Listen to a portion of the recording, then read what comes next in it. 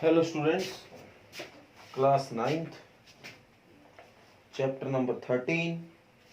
कल अपन ने 5 क्वेश्चन कर लिए थे। आज क्वेश्चन नंबर 6 से स्टार्ट करते हैं। Exercise 13.5।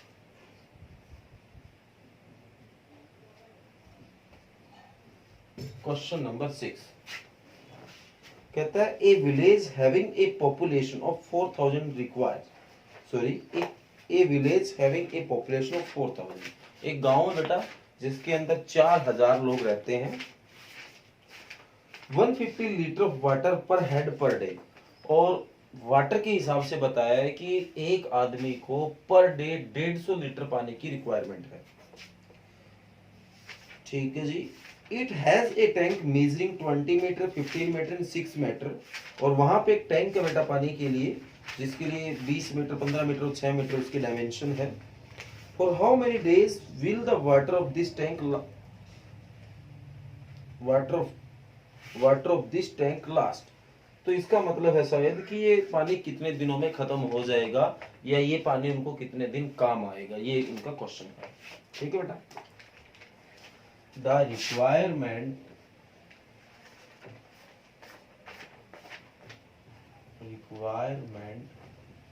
Of water per day per head is equal to 150 litre. ठीक बेटा। एक आदमी को एक दिन के लिए 150 लीटर पानी की जरूरत है। तो the requirement of water per day 1 person,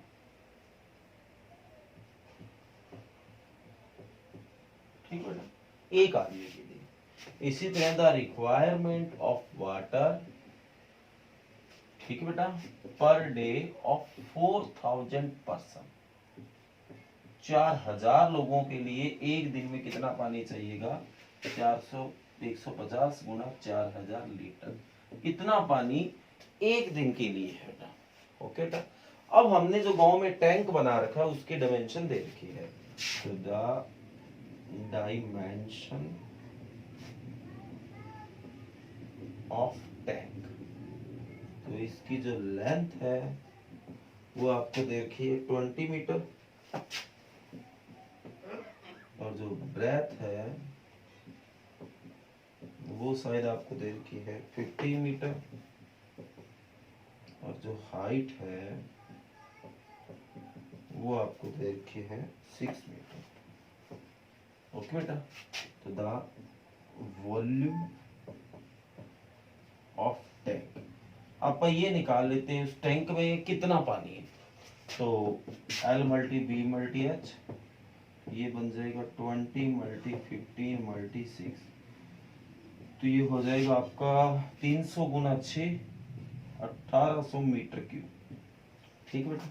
इतना पानी इस टैंक में है। आप मीटर क्यूब को लीटर में कन्वर्ट कर देते हैं।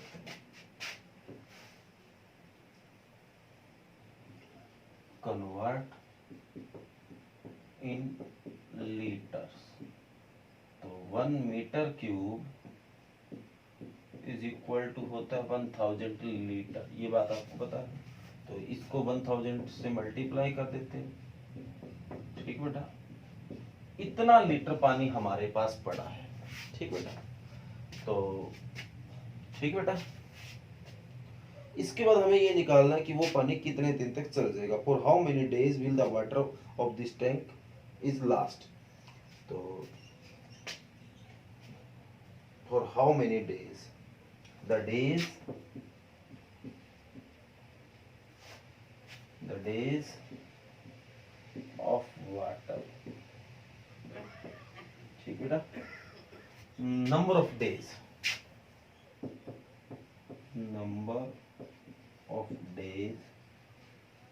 ठीक है।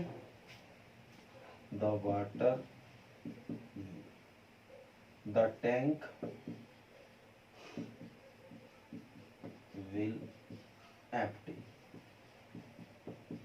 ठीक बेटा। The number of days in the tank, या सीधा ही चल जाएगा, the number of days in tank will empty, मतलब कितने दिनों में वो टैंक खाली हो जाएगा।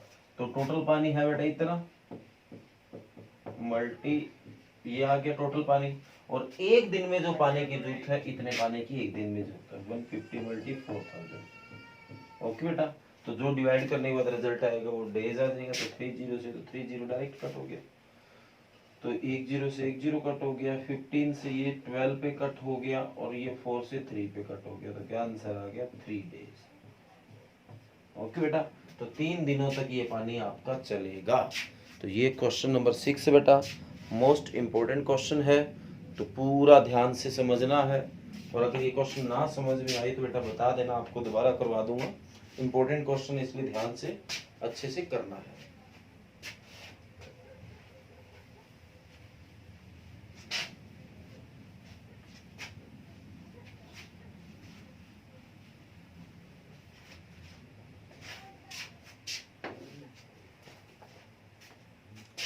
कहता है एक godown measure 40 metre 25 metre and 15 metre. एक गोडाउन बेटा जिसकी लेंथ ब्रेथ और हाइट दे रखी है।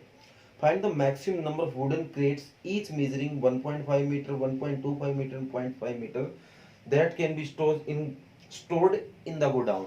तो इसका क्वेश्चन ये है कि बेटा एक गोडाउन है जिसकी लेंथ ब्रेथ हाइट आपको दे रखी है। मान लो ये कमरा है, तो इस कमरे की मैं आपको लेंथ ब्रेथ और हाइट दे देता हूँ।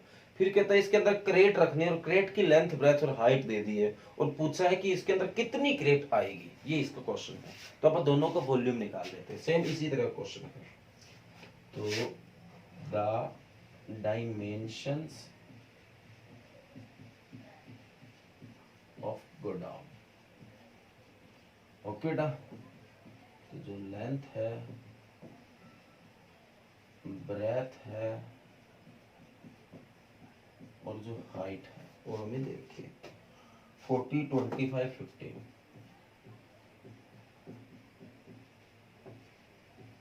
तो द वॉल्यूम ऑफ गोडाउन, ठीक बेटा। तो length multi breadth multi height, तो 40 मल्टी 25 मल्टी 50। तो ये आपका आ जाएगा, पढ़ा रहने दो क्योंकि डिवाइड करेंगे तो कट हो जाएगा, ठीक है। तो अब आगे the dimension of crate, spelling देख लेते हैं, CRATES, ठीक है ना। तो इसकी जो लेंथ है ब्रेथ है और जो हाइट है, लेंथ ब्रेथ हाइट, तो 1.5 मीटर 1.25 और 0.5। ओके, इसका भी वॉल्यूम निकाल लेते हैं।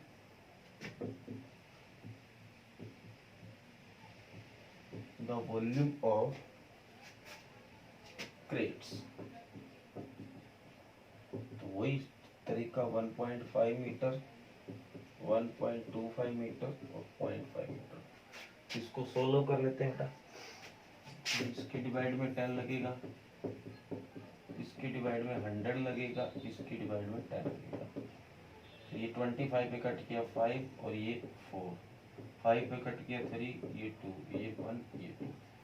ओके, तो ऊपर तो आ गया 15 और नीचे आ गया 16 मीटर क्यूब। ओके बेटा, the number of crates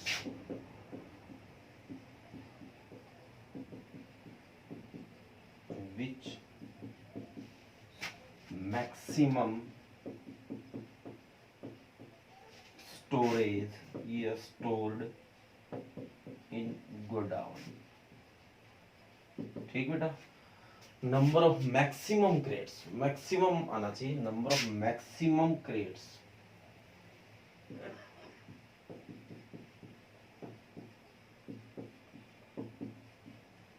which stored in godown, ठीक है बेटा। तो टोटल वॉल्यूम उस गोडाउन का ये रहा। आपको यहाँ लिखना है volume of godown divide by volume of 1 crate, ये लिख लेना बेटा। यहाँ स्पेस का मैं बाकी मैं लिख लेता हूँ, volume of godown divide by volume of 1 crates. Volume of जो गोडाउन है बेटा वो है 14 मल्टी 25 मल्टी 15 और वॉल्यूम ऑफ 1 क्रेट है 15/16, ये ऊपर चला जाएगा। ओके बेटा, 15 डिवाइड 16 है वो ऊपर, ये इससे कट हो गया। आगे आपको मल्टीप्लाई तो करना ही आता है बेटा, तो जो मल्टीप्लाई का वो नंबर ऑफ क्रेट्स आ जाएंगे। ओके बेटा, तो ये क्वेश्चन नंबर 7 है जो कि मोस्ट इम्पोर्टेंट है ये भी। तो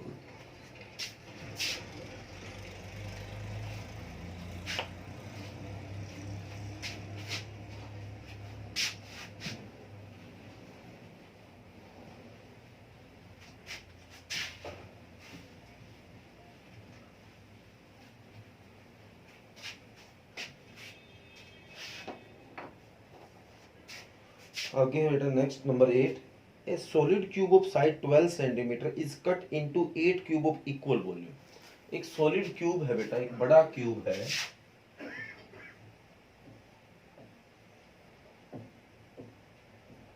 ऐसा, जिसकी हर साइड 12 सेंटीमीटर। ओके, आगे कहता है इसको 8 इक्वल पार्ट्स में डिवाइड किया जाएगा, मतलब इसके 8 है ना आगे अलग अलग क्यूब और बनेंगे और सारों की जो लेंथ ब्रेथ हाइट है वो एक जैसी होगी।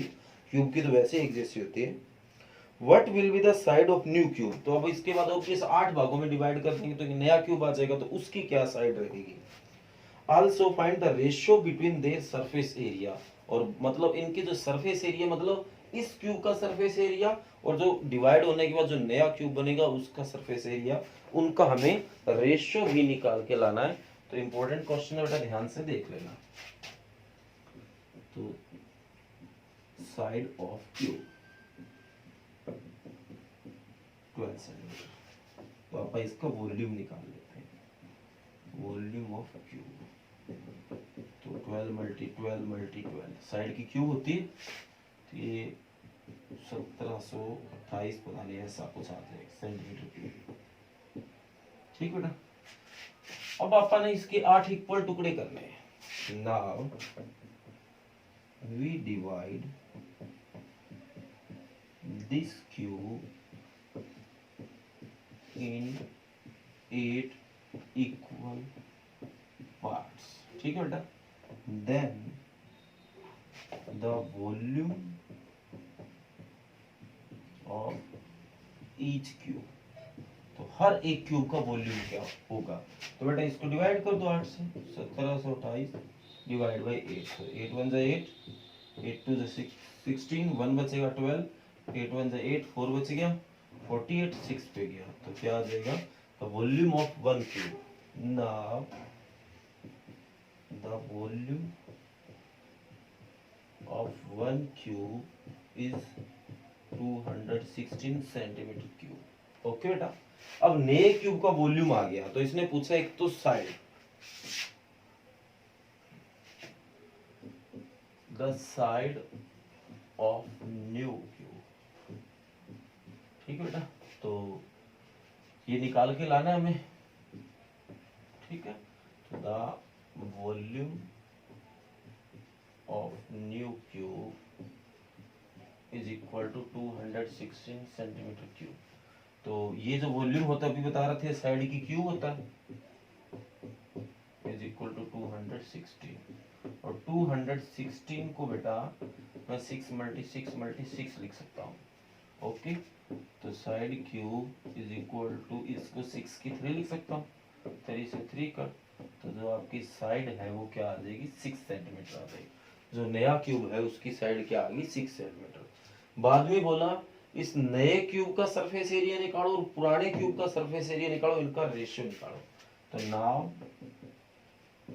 Surface area of new cube,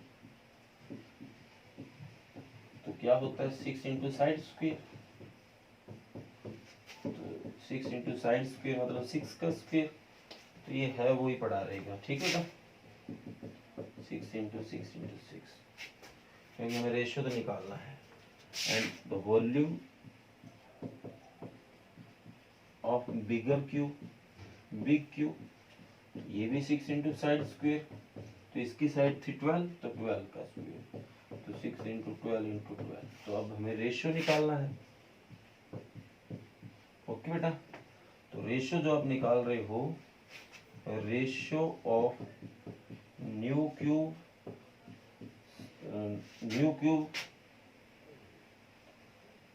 cube surface area and old cube, मतलब जो बिग है, big cube surface area. Okay बेटा, तो डिवाइड कर तो दिखाई दे रहा होगा, ठीक है बेटा। तो डिवाइड कर दो, 6 इंटू 6 इंटू 6, 6 इंटू 12 इंटू 12, 6 से 6 कट गया, ये 2 से, ये 2 से, तो 1/4। तो क्या रेशियो आ जाएगा? 1:4। तो ये आपका आंसर आ जाएगा। ओके बेटा, ये भी क्वेश्चन इंपॉर्टेंट है और ध्यान से आपको करनी है, जल्दबाजी नहीं करनी है। इसके बाद एक क्वेश्चन बचा बेटा, वो जो कि आपको अपने आप करना है। आपको ये बात तो पता है, एक क्वेश्चन मैं आपको अपने आप करने के लिए देता हूँ हमेशा। अब बेटा एक्सरसाइज जैसे कंप्लीट हुई वैसे आप एग्जाम्पल में आते हैं। इस एक्सरसाइज के जो एग्जाम्पल है वो 11 से स्टार्ट है। एग्जाम्पल नंबर 11 है पहला क्वेश्चन।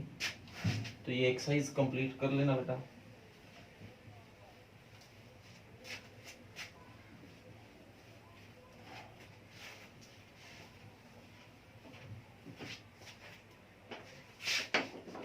इसके बाद एग्जाम्पल नंबर 11,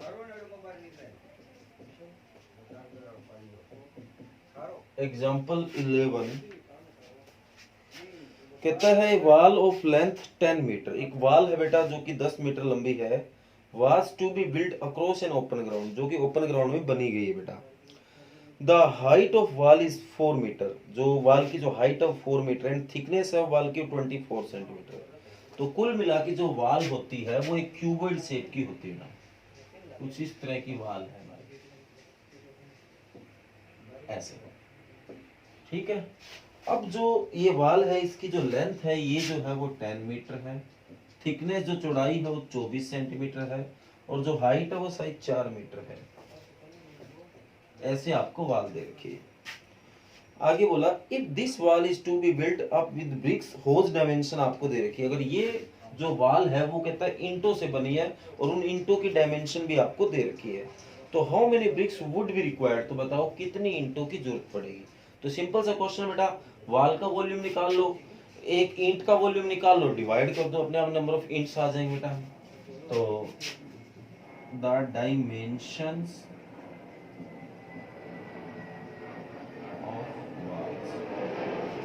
इसकी जो लेंथ है वो 10 मीटर है, तो आप सेंटीमीटर में कन्वर्ट कर लो, क्योंकि जो ईंटों की लेंथ ब्रेथ है वो भी सेंटीमीटर में है और यहाँ भी सेंटीमीटर में, तो एक जैसा हो जाएगा। ये 100 से मल्टी हो जाती है तो 1000 सेंटीमीटर आ जाएगा। ओके बेटा, और जो इसकी ब्रेथ है वो 24 सेंटीमीटर सही दे रखा है और जो इसकी हाइट है वो 4 मीटर है, तो कन्वर्ट करेंगे 100 सेंटीमीटर, तो 400 सेंटीमीटर आ जाएगा। तो the volume of walls, okay बेटा। तो लेंथ है आपकी 1000, मल्टी ब्रेथ है 24 और हाइट है 400। ओके बेटा, तो ये इसको सेंटीमीटर क्यूब में आ जाएगा। अब आपको निकाल के लाना है द डायमेंशंस ऑफ ब्रिक्स। तो जो इसकी लेंथ है, ब्रेथ है और हाइट है वो हमें पता है। तो लेंथ है इसकी 24, 12, 8। ओके बेटा, तो the volume of one bricks, तो 24 मल्टी 12 मल्टी 8 सेंटीमीटर क्यूब आ जाएगा। बेटा हमें निकाल के लाना नंबर ऑफ ब्रिक्स, ठीक है। तो volume of wall divide by volume of one brick, ये आपको लिखना है। तो 1000 multi 24 multi 400 divide by 24 12 into 8। इसीलिए मैंने इनकी मल्टीप्लाई नहीं की। तो देखो 24 से 24 डायरेक्ट ही कट गया। तो ये आपका अब 8 से कटेगा, 8 5 जो 40, 50 भी आ गया, और 2 पे कटा 6 और 2 पे कटा 25, और ये 2 पे कटा 3 और ये 2 पे कटा 500। ओके बेटा, तो आगे इसके मल्टीप्लाई करके एक्यूरेट आंसर निकाल देना। तो इसमें जो डिवाइड करोगे आएगा 4166, क्योंकि देखो डिवाइड नहीं हो रहा तो ऑब्वियस है कि पॉइंटों में आएगा, ऐसा कुछ आ जाएगा जब आप डिवाइड करोगे। तो ऑब्वियस आपको पता है कि आप नंबर ऑफ ब्रिक निकाल रहे हो, और ब्रिक जो है वो इस तरह पॉइंटों में नहीं होगी, तो अप्रोक्सीमेट लिख देना बेटा। 4166 पॉइंट समथिंग है, 4167 भी लिख सकते हो और 66 भी लिख सकते हो, आपकी मर्जी है। ओके, तो दोनों ही आंसर सही है, जो आपको ठीक लगता है।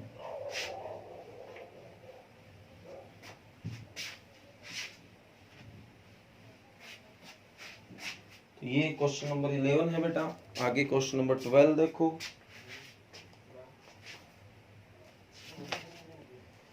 कहता है child playing with building blocks, एक बच्चा है बिल्डिंग ब्लॉक से खेल रहा है, which are of shape of cube, और सारी की सारी जो शेप उनकी क्यूब की है। हैज ए बिल्ट और a structure as shown in figure, उसने एक स्ट्रक्चर बनाया जो कि आपको दिखाई दे रहा है। If the edge of each cube is 3 centimetre, मतलब एक क्यूब की जो साइड है वो 3 सेंटीमीटर है, तो find the volume of structure build by the child. तो इस बच्चे ने जो सारा स्ट्रक्चर बिल्ड किया है उसकी आपको वॉल्यूम निकाल के लाना है। तो साइड, वैसे एज होता है बेटा ये, side of each cube 3 centimetre, तो इसका वॉल्यूम निकाल लेते हैं। The volume of one cube, तो साइड क्यूब होता है, तो 3 की क्यूब, तो 3 इंटू 3 इंटू 3, आसानी 27 सेंटीमीटर क्यूब। अब कहता है बच्चे ने जितने सारे बनाए उनके सारों के निकाल के लोगे। देखो लो कितने क्यूब, अब काउंट भी कर सकते हो। नीचे वाले में 5 4 9 3 12 और 3 15। तो the volume of one cube is equal to 27 centimetre cube. The volume of 15 cube, तो 27 की 15 से मल्टी कर दो, तो मल्टीप्लाई करने के बाद क्या आ जाएगा 405 सेंटीमीटर क्यूब। तो ये आपका आंसर आ जाएगा। ओके बेटा, कर लोगे? तो आज आपको यही वर्क करना है, अच्छे से इसको कंप्लीट कर लेना। ओके, तो लिखने का वर्क आपको समझ आ गया होगा। 13.5 जो एक्सरसाइज उसके क्वेश्चन नंबर 6 to 9 और इसके 2 एग्जांपल है। पहले एक्सरसाइज कंप्लीट करो, फिर उसके बाद दोनों एग्जांपल करने हैं। तो ये आपका वर्क हो गया आज लिखने वाला, और इसके साथ साथ अपन रिवीजन के लिए वर्क करते हैं। तो एक्सरसाइज 13.1 और 2 अपन ने कर ली है, पर उसके एग्जाम्पल करने भूल गए थे, मतलब देने भूल गया था मैं। तो आज जो एग्जाम्पल करने हैं आपको, वो दोनों एक्सरसाइज के कोई ज्यादा एग्जाम्पल नहीं है, मैंने देखे थे 3 एग्जाम्पल है 13.1 और 2 दोनों में। तो आज जो आपको वर्क करना है एक्सरसाइज 13.1 और 13.2 के एग्जाम्पल नंबर 1 2 3 3 ही एग्जाम्पल है, उनका रिवीजन करना है। और लिखने वाला वर्क है वो 13.5 का है, जो आपको दिया है 6 से लेकर 9 तक क्वेश्चन और 2 इसके एग्जाम्पल है। ओके बेटा, तो रिवीजन वर्क और रिटन वर्क दोनों साथ साथ अपना पूरा करते रहें, साथ साथ रिवाइज भी होता रहेगा, साथ साथ ये लिखने वाला और समझने वाला सारा काम करते रहोगे, तो आपका वर्क परफेक्टली कंप्लीट चलता जाएगा। और आपने अगर चैनल को भी सब्सक्राइब नहीं किया है तो बेटा सब्सक्राइब कर देना। Okay, thank you.